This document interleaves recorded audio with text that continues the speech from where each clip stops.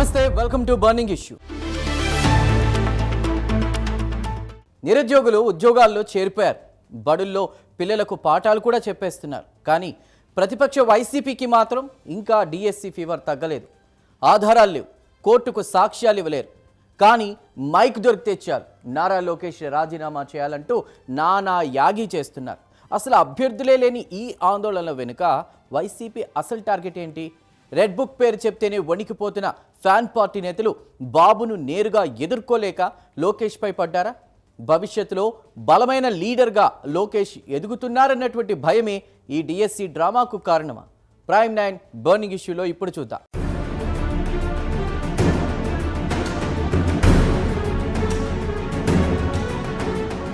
రాష్ట్రంలో డిఎస్సి ప్రక్రియ అత్యంత పారదర్శకంగా పూర్తయింది. ఎంపికైన అభ్యర్థులు ఇప్పటికే తమ తమ పోస్టింగుల్లో చేరిపోయి విధుల్లో నిమగ్నమయ్యారు. ఏళ్ల తరబడి ఉద్యోగాల కోసం ఎదురు చూసిన నిరుద్యోగుల కళ నెరవేరింది. వాళ్లంతా ఎంతో సంతోషంగా తమ కెరీర్ను ప్రారంభించారు. కానీ ప్రతిపక్ష వైసీపీ మాత్రం ఈ వాస్తవాన్ని జీర్ణించుకోలేకపోతోంది. అంతా సవ్యంగా జరిగిపోయినా సరే ఏదో ఒక వివాదాన్ని సృష్టించి రాజకీయ పబ్బం గడుపుకోవాలని చూస్తోంది. డిఎస్సి పూర్తయిపోయి టీచర్లు బడుల్లో పాఠాలు చెబుతున్నా సరే వైసీపీ నేతలు మాత్రం ఇంకా రోడ్ల మీద పడి ఆందోళన చేస్తూ నవ్వుల పాలవుతున్నారు.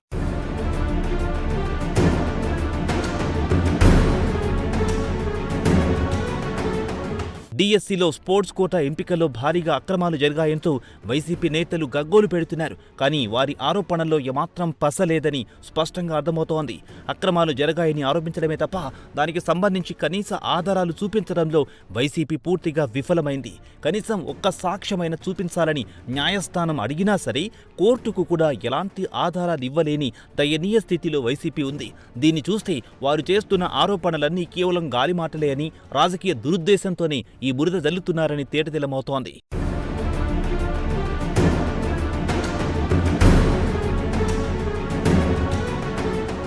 డిఎస్సి వివాదాన్ని అడ్డం పెట్టుకుని రాష్ట్ర వ్యాప్తంగా అన్ని జిల్లాల్లో వైసీపీ నాయకులు రిలే నిరాహార దీక్షకు దిగారు. నారా లోకేష్ రాజీనామా చెయ్యాలంటూ ప్లకార్డులు పట్టుకుని హడావిడి చేస్తున్నారు. కానీ అసలు ట్విస్ట్ ఏంటంటే ఈ దీక్షలో ఏ ఒక్క డిఎస్సి అభ్యర్థి కూడా పాల్గొనడం లేదు. అన్యాయం జరిగిందని భావిస్తే అభ్యర్థులు రోడ్డెక్కాలి. కానీ ఇక్కడ కేవలం వైసీపీ నాయకులు, కార్యకర్తలు మాత్రమే టెంట్లు వేసుకుని కూర్చుంటున్నారు. నిరుద్యోగుల మద్దతు లేని ఈ దీక్షలు చూసి రాష్ట్ర ప్రజలు ముక్కున వేలేసుకుంటున్నారు. ఇదంతా కేవలం పొలిటికల్ మైలేజ్ కోసం ఆడుతున్న నాటకమని స్పష్టమవుతోంది.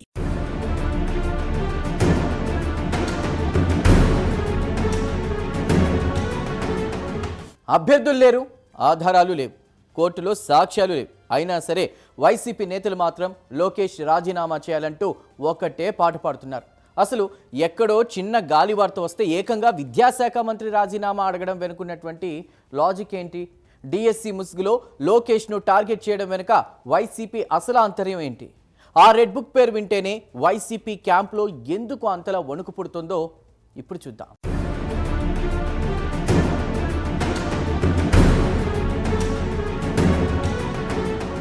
డిఎస్సి వివాదాన్ని కేవలం నారా లోకేష్ చుట్టూనే తిప్పడంలో వైసీపీకి ఓ స్పష్టమైన రాజకీయ అజెండా ఉంది. విద్యాశాఖ మంత్రిగా బాధ్యతలు చేపట్టిన కొద్ది రోజుల్లోనే లోకేష్ డిఎస్సి ఫైల్పై సంతకం చేసి నిరుద్యోగుల మనసులు గెలుచుకున్నారు. ఆయన పనితీరుపై యువతలో భారీగా పాజిటివ్ టాక్ వచ్చింది.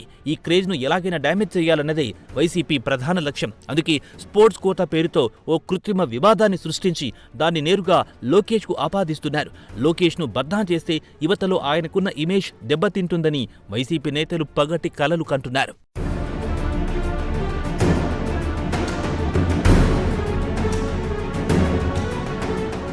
వైసీపీ నేతలు లోకేష్ను ఇంతలా టార్గెట్ చేయడానికి ప్రధాన కారణం ఆయన చేతిలో ఉన్న రెడ్ బుక్. యువగళం పాదయాత్ర సమయంలో తనను, టీడీపీ కార్యకర్తలను ఇబ్బంది పెట్టిన అధికారులు, వైసీపీ నేతల చిట్టాలను లోకేష్ ఆ రెడ్ బుక్ లో పక్కాగా రాసుకున్నారు. తప్పు చేసిన వాళ్లకు వడ్డీతో సహా చెల్లిస్తానని అప్పట్లోనే స్ట్రాంగ్ వార్నింగ్ ఇచ్చారు. ఇప్పుడు కూటమి ప్రభుత్వం అధికారంలో ఉండడంతో ఆ రెడ్ బుక్ ఎప్పుడు ఓపెన్ అవుతుందో, ఎవరి మెడకు ఉచ్చు బిగుస్తుందో అని వైసీపీ నేతల్లో తీవ్ర ఆందోళన మొదలైంది. ఆ భయంతోనే ఇప్పుడు లోకేష్ పై ఎదురు దాడికి దిగుతున్నారు.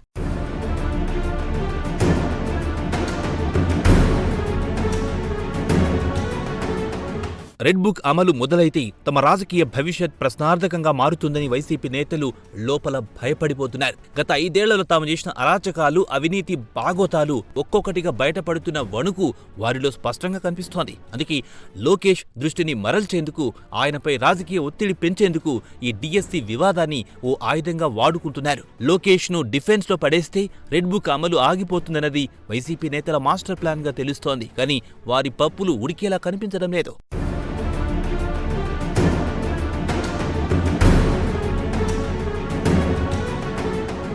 ఒకప్పుడు లోకేష్ను పప్పు అంటూ ఎగతాళి చేసిన వాళ్లే ఇప్పుడు ఆయన పేరు చెబితే ఉలిక్కి పడుతున్నారు. యువగళం పాదయాత్రతో లోకేష్ తన ఇమేజ్ను పూర్తిగా మార్చేసుకున్నారు. ఒక బలమైన మాస్ లీడర్గా ఆయన ఎదుగుతున్నటువంటి తీరు చూసి వైసీపీకి నిద్ర పట్టడం లేదు. చంద్రబాబును నేరుగా ఎదుర్కోలేక ఆయన కొడుకుపై ఏడుస్తున్నారు. అసలు లోకేష్ ఎదుగుదల వైసీపీకి ఎందుకు మింగుడు పడ్డం లేదో ఇప్పుడు విశ్లేషిద్దాం.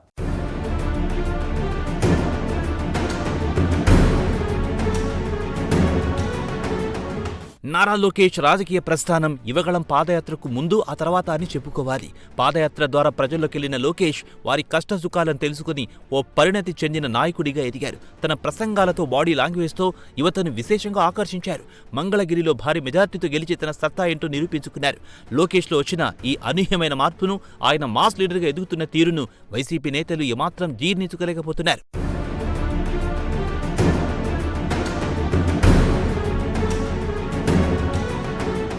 ముఖ్యమంత్రి చంద్రబాబు నాయుడు రాజకీయ చదరంగంలో ఆరితేరిన ఉద్దండుడు. ఆయన వ్యూహాలను నేరుగా ఎదుర్కోవడం వైసీపీ వల్ల కావడం లేదు. బాబు ముందు వైసీపీ నేతలు తేలిపోతున్నారు. అందుకే చంద్రబాబును కొట్టలేక ఆయన కొడుకు లోకేష్ పై ఏడుస్తున్నారు.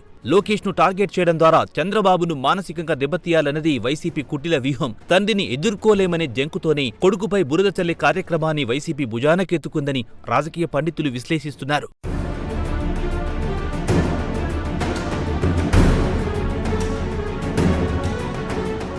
భవిష్యత్లో తెలుగుదేశం పార్టీకి తిరుగులేని నాయకుడిగా లోకేష్ ఎదుగుతున్నారన్నది సుస్పష్టం. ఆయన నాయకత్వ లక్షణాలు, నిర్ణయాలు తీసుకునే వేగం చూసి సొంత పార్టీ నేతలే ఆశ్చర్యపోతున్నారు. ఐటీ, విద్యాశాఖ మంత్రిగా ఆయన తీసుకుంటున్న నిర్ణయాలు రాష్ట్ర అభివృద్ధికి బాటలు వేస్తున్నాయి. లోకేష్ ఇలాగే దూసుకుపోతే రాష్ట్రంలో వైసీపీకి భవిష్యత్ ఉండదన్న భయం ఆ పార్టీ నేతలను వెంటాడుతోంది. అందుకే ఆయన ఎదుగుదలను అడ్డుకునేందుకు శత విధాలా ప్రయత్నిస్తున్నారు. డిఎస్సి వివాదం అందులో ఒక భాగం మాత్రమే.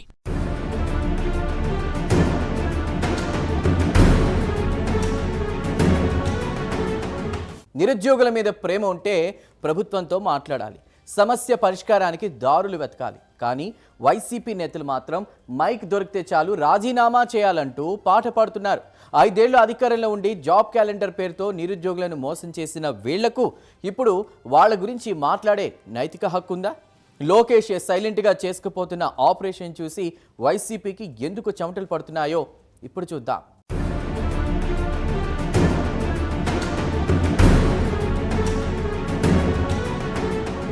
గత ప్రభుత్వం హయాంలో జాబ్ క్యాలెండర్ పేరుతో నిరుద్యోగులను ఎలా మోసం చేశారో రాష్ట్ర ప్రజలందరికీ తెలుసు. ఏటా జనవరి 1న జాబ్ క్యాలెండర్ ఇస్తామని చెప్పి 5 ఏళ్ల పాటు యువతను రోడ్డుపాలు చేశారు. అప్పుడు ఏ ఒక్క వైసీపీ నేత కూడా నిరుద్యోగుల పక్షాన నిలబడలేదు. కానీ ఇప్పుడు కూటమి ప్రభుత్వం చిత్తశుద్ధితో డిఎస్సి నిర్వహిస్తుంటే అందులో తప్పులు వెతికే పనిలో పడ్డారు. తమ వైఫల్యాలను కప్పిపుచ్చుకునేందుకు, ప్రజల దృష్టిని మళ్లించేందుకే ఈ దొంగ దీక్షలు చేస్తున్నారని నిరుద్యోగులు మండిపడుతున్నారు.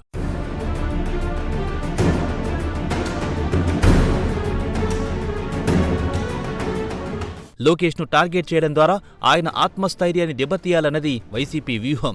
ప్రతి చిన్న విషయానికి ఆయనపై విమర్శలు చేస్తూ, సోషల్ మీడియాలో ట్రోల్ చేస్తూ ఆయన ఇమేజ్ను డ్యామేజ్ చేయాలని చూస్తున్నారు. అయితే లోకేష్ మాత్రం వైసీపీ టాప్లో పడకుండా చాలా వ్యూహాత్మకంగా అడుగులు వేస్తున్నారు. ఓవైపు విద్యాశాఖ మంత్రిగా తన బాధ్యతలు నిర్వహిస్తూనే, మరోవైపు రెడ్ బుక్లో ఉన్న పేర్ల ఆధారంగా చట్టపరమైన చర్యలకు సిద్ధమవుతున్నారు. లోకేష్ సైలెంట్గా చేసుకుపోతున్న ఈ ఆపరేషన్ చూసి వైసీపీ అధిష్టానానికి సైతం చెమటలు పడుతున్నాయి.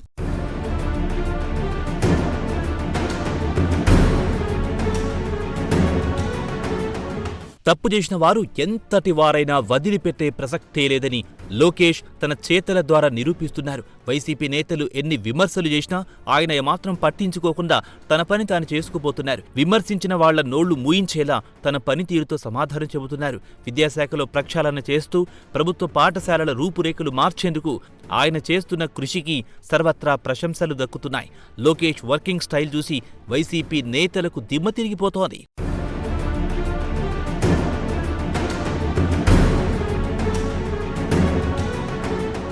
డిఎస్సి వివాదాన్ని సాగదీయడం ద్వారా వైసీపీ రాజకీయంగా మరింత నష్టపోతుందని విశ్లేషకులు భావిస్తున్నారు.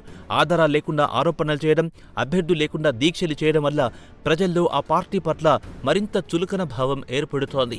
నిర్మాణాత్మక ప్రతిపక్షంగా వ్యవహరించాల్సింది పోయి కేవలం వ్యక్తిగత కక్ష సాధింపులకే ప్రాధాన్యత ఇస్తుండడం వైసీపీ దిగజారుడుతనానికి నిదర్శనంగా నిలుస్తోంది. ఇలాగే వ్యవహరిస్తే రాబోయే రోజుల్లో ఆ పార్టీకి పుట్టగతులుండవని రాజకీయ పండితులు హెచ్చరిస్తున్నారు.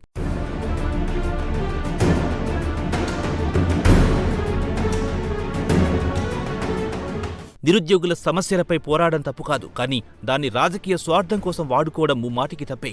వైసీపీ చేస్తున్న ఈ ఆందోళన వల్ల డిఎస్సి అభ్యర్థులకు ఒరిగేదేమీ లేదు. పైగా కోర్టు కేసుల వల్ల నియామక ప్రక్రియ ఆలస్యమైతే నష్టపోయేది నిరుద్యోగులే అన్న కనీస ఇంగిత జ్ఞానం వైసీపీ నేతలకు లేకుండా పోయింది. యువత భవిష్యత్తుతో ఆడుకుంటూ కేవలం లోకేష్పై బురద చల్లడమే లక్ష్యంగా పెట్టుకున్న వైసీపీ తీరును రాష్ట్ర ప్రజలంతా అసహ్యించుకుంటున్నారు.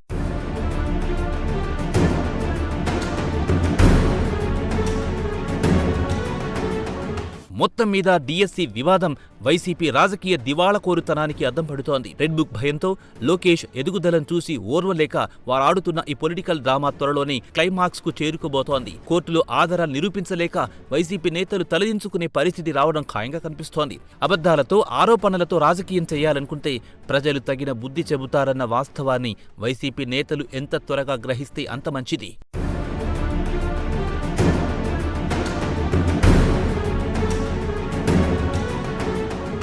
ఉద్యోగాలొచ్చి టీచర్లుగా సెటిల్ అయిపోయిన వాళ్ళని చూసి సంతోషించాల్సింది పోయి వాళ్ల పేరు చెప్పి రోడ్ల మీద టెంట్లు వేసుకుని కూర్చున్నారు వైసీపీ నేతలు.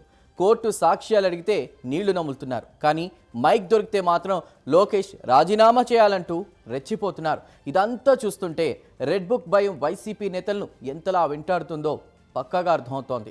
బాబును ఎదుర్కోలేక, లోకేష్ ఎదుగుదలను జీర్ణించుకోలేక వైసీపీ ఆడుతున్న ఈ డిఎస్సి డ్రామాకు త్వరలోనే తెరపడ్డం ఖాయం.